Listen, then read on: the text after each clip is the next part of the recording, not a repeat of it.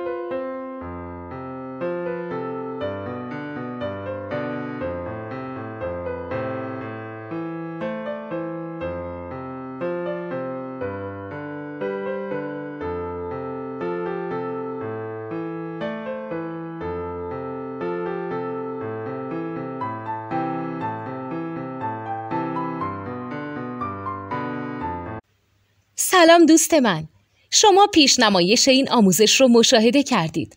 برای دیدن آموزش به صورت کامل میتونید به وبسایت نوت 2 که مرجع آموزش موسیقی هست مراجعه کنید.